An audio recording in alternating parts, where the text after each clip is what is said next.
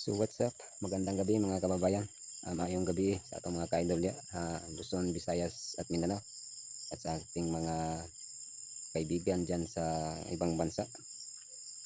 Kung anong oras nyo napapanood ang ating video sa gabing ito mga kababayan.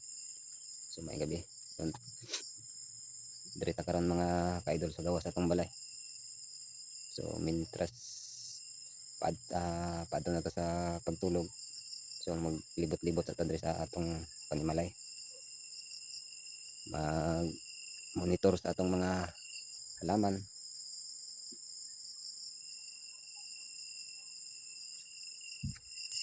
So bago talaga ako matulog mga idol, tinitingnan ko muna yung mga halaman ko saka yung mga manok namin dito sa bahay. So tanaw na to, monitor na to, so para bago ta magtulog para maibawan na to kung kumpleto pa sila. So ito nga pala yung inaalagaan nating bougainvillea mga ka-idol. Markot gamit yung tubig. Dito rin yung isa sa pagmarkot, iba rin ito tubig. Pag lumabas na yung ugat niya, pwede na yung katingin. Ito pa ay ito, dagdagan ko ng tubig ito, nahubas na. Dunga ka na tubig mga ka-idol kaya nahubas. So ito pala yung mga kasama ng nilagyan ko ng tubig mga ka-idol. So pinopruning ko kahapon ito. So yun lang ang natira kasi may ginamarkot pa ako doon yan. So ito nga pala yung mga pinagkaabalahan ko mga ka-idol. So nahiligan ko noon ng mga bonsai, so binabalikan ko lang ito, grafted na mga bougainvillea. Yan mga bonsai ko ito. So bago talaga ako magtulog mga ka-idol, so minomonitor ko yung mga bonsai ko. Yan, marami tayong bonsai dito at marami din tayong mga grafted na bougainvillea dito mga ka-idol.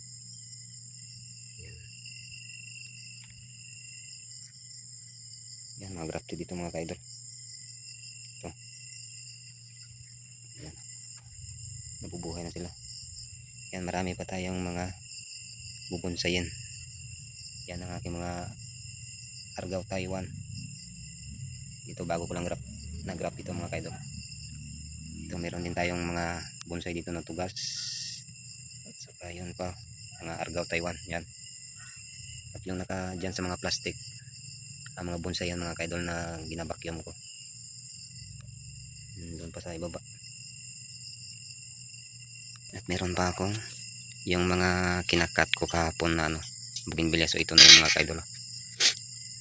So hihingi na naman tayo ng compost nito at para maitanim. So ito yung mga materials ng bonsai natin. So may mga sibol na. Yan, hindi ko pa nalagay sa pot. Meron din tayong isang material ng bonsai din dito mga ka-idol. Ito. So may duty man tayo, hindi pa muna natin trabaho. So ito yung tugas natin na matagal na ito na bonsai ko mga ka-idol, na nahinto lang ako. So 5 taon na ito. Ito rin, bonsai na sampalok, 5 taon na rin ito. Yan. Yan sa mga plastic ay mga bonsai din yan, nakabakyum. Yan. Ayan marami tayong nabakyum ditong bubonsayin natin. So meron din tayong Argao Taiwan dito mga ka-idol na spiral. So mayroon ng mga sibol. Ito rin yung kasabay ng ating bonsai na tugas na baliti. So 5 years na rin ito, napabayaan ko lang kasi. Pero ngayon binabalikan ko ng pagbonsai ulit.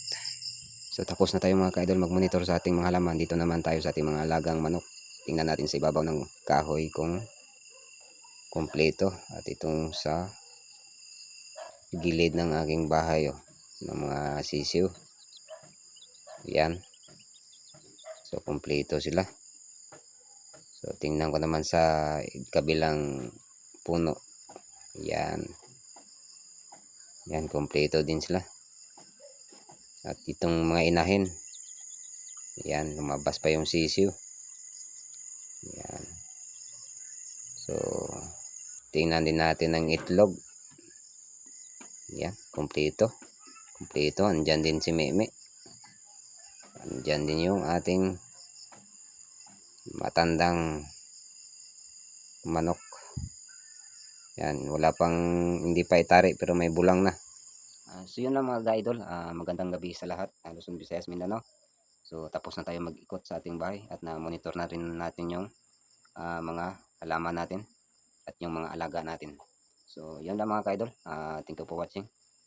Don't forget to subscribe. Bujoyaks ng Mindanao. So God bless us all. Ingat po mga kababayan.